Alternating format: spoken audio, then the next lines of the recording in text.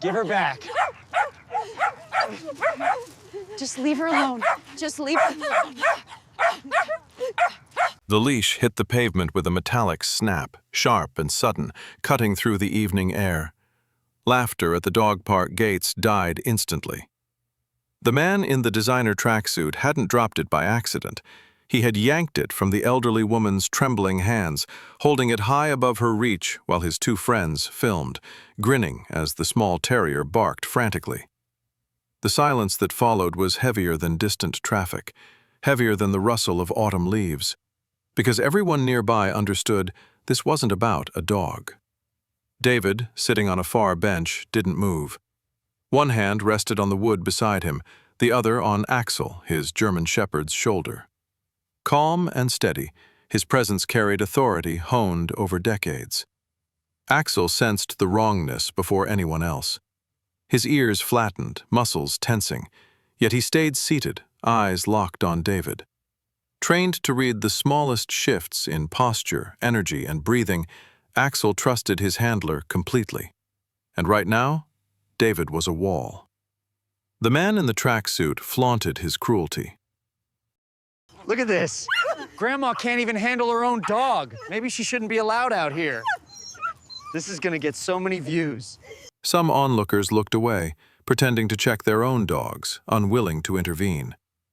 David, however, saw everything. The woman's trembling hands, her quiet humiliation, the helplessness that strips dignity in public. Her terrier, no more than 10 pounds, panicked, straining to reach her. David looked down at Axel, then back at the scene 30 feet away. His eyes shifted, not with anger, but with recognition. He had seen this behavior before, in darker places than a suburban dog park. Places where power was abused and mercy was rare. He stood. Not abruptly, not aggressively. Just a deliberate, controlled rise. The movement caught the attention of the third man.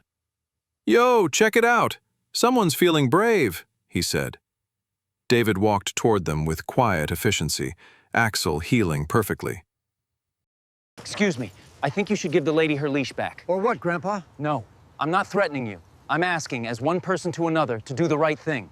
Phones were raised. The crowd formed a semicircle, recording every move. "The right thing?" The man laughed, tossing the leash between friends like a game. "The right thing is teaching old people they shouldn't have dogs if they can't control them." The woman's voice cracked. "Please, I just want to go home." David's expression shifted subtly. Profound sadness, not rage. "This is your last chance," he said quietly. The tracksuit man stepped closer. "Or what? You'll call the cops? Sue me?" David reached into his pocket and pulled out a worn leather wallet, flipping it open to reveal a faded ID. Canine Unit Commander, Royal Military Police. "See this?" he said calmly. 23 years training dogs to protect people, detect danger, and understand threats versus bullies. Axel knows you're not dangerous, just cruel. And he never forgets faces, scents, expressions. The man's smirk wavered. David continued. "Military dogs remember everything that matters, every gesture, every fear. Axel remembers each of you." The elderly woman stopped crying, watching with wide eyes. David stepped forward. "You have a choice. Give her the leash back, apologize, and leave. Or continue your performance and wonder every visit if a German shepherd remembers your face, your scent, your voice." Silence stretched. The man glanced at Axel, then at the other dogs in the park. "This is stupid," he muttered, finally reaching for the leash. He tossed it, not to the woman, but at David's feet. David bent slowly, picking up the leash and handing it to the elderly woman. Her terrier immediately calmed, pressing against her legs. "Are you all right?" he asked softly. She nodded, tears flowing differently now. "Thank you," she whispered. "Don't thank me," David said. "Thank your little one. Braver than these three combined." He helped her clip the leash back onto her terrier, who wagged its tail in relief. David turned to the three men. "Wait. Apologize. What? The tracksuit man muttered. You heard me. Apologize to her, David said, his voice steady but firm. He clenched his jaw, but met her eyes. I'm sorry, he muttered. That was wrong. The crowd dispersed, phones lowered, confidence shattered. David returned to his bench, Axel at his feet. The elderly woman sat beside him. You didn't have to do that, she said quietly. Yes, I did, David replied, scratching behind Axel's ears. That's what we're here for. Both of us. She smiled through tears. Is it true? Dogs remember everything? David considered. They remember what matters.